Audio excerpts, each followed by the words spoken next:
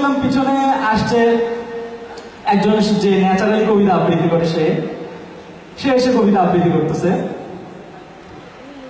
কবর জসীমউদ্দিন, এইখানে তোর দাদির কবর, ডালিম গাছের তলে ৩০ বছর ভিজিয়ে রেখেছি দুই নয়নের জলে। হাসির কিছুই ছিল না, এটা সিরিয়াস ছিল এবং সে ভালো মার্ক পেয়ে গেছে। আমি দেখলাম আচ্ছা কবিতা আবৃত্তি এরকমই হয়, একটু মেয়েলি টাইপের কবিরা মনে হয় এরকমই হয়। তো এরপরে যে আসলো সে হচ্ছে স্থানীয় নেতা, সেও নাকি কবিতা আবৃত্তি করে, তারও কবিতা আবৃত্তি প্রতিযোগিতা অংশগ্রহণ করতে ইচ্ছে হয়েছে। তো সে আসছে, সে এসে কবিতা আবৃত্তি করতেছে। আমি জাস্ট দেখতেছি যে এই লোক কিভাবে কবিতা আবৃত্তি করবে। তো সে আমাকে হতবাক করছে। সে আসছে, যদিও সামনে কেউ ছিল না।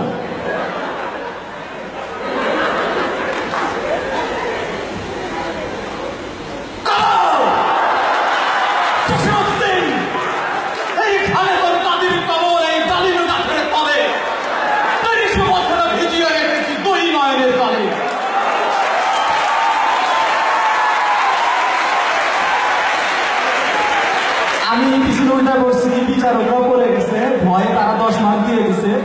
স্থানীয় নেতায় এত গরজ আসলে কিছু করার নাই।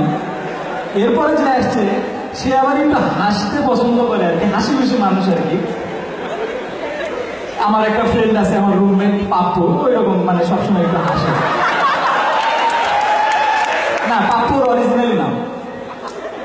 তো সে আসছে, সেও কবিতা আবৃত্তি করবে। তো আমি দেখলাম দেখি ভালোই লাগতেছে, তো সে আসছে।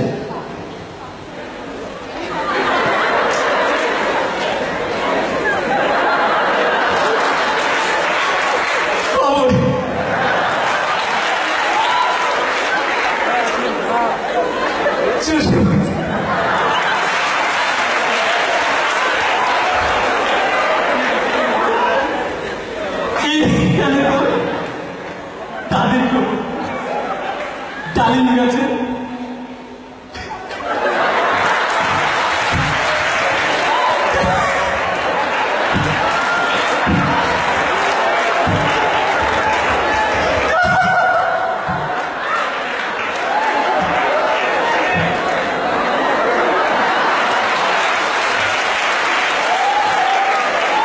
সে সম্পূর্ণ মার্কে চলে গেছে।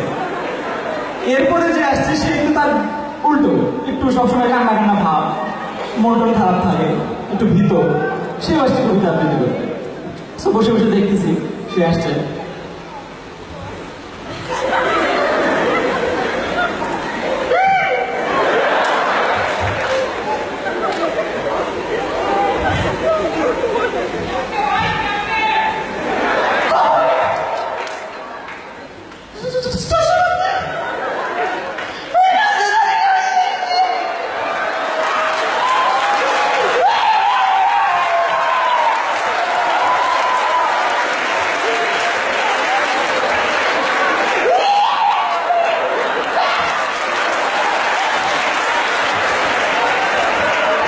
আমি খুব আবেগে কেটে দিয়েছিলাম।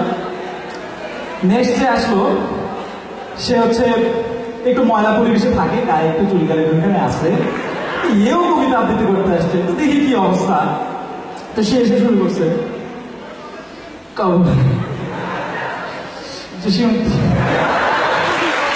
এইখানে তো দাদুর কবর,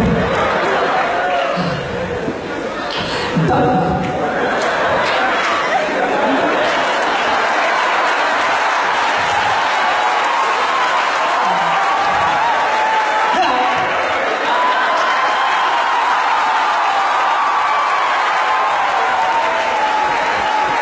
আমরা লজ্জায় শেষ, তার আসলে ইস্কার দরকার।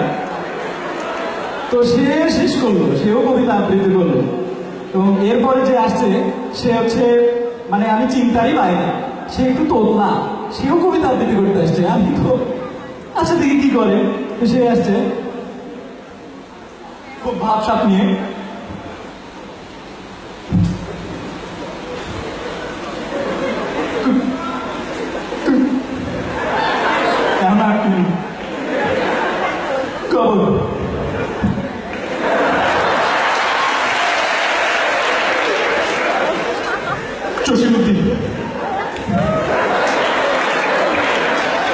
তো এইখানে তোর দাদির কবর, ডালিম গাছের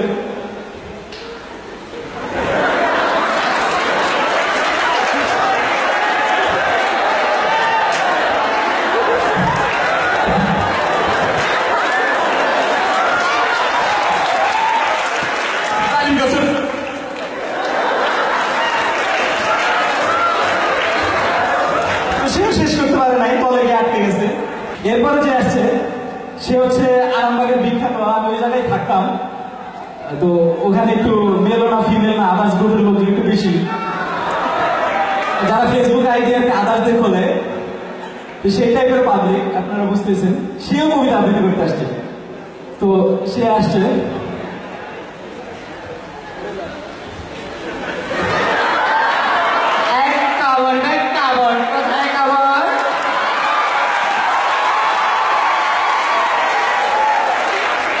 নিজে তাকাচ্ছিস কেমন করে তাকায়? আমার কবিতা দেখ, কবিতা দেখতে বলেছি, অন্য কিছু না। এইখানে তোর দাদির কবর কোথায়? এইখানে তোর দাদির কবর।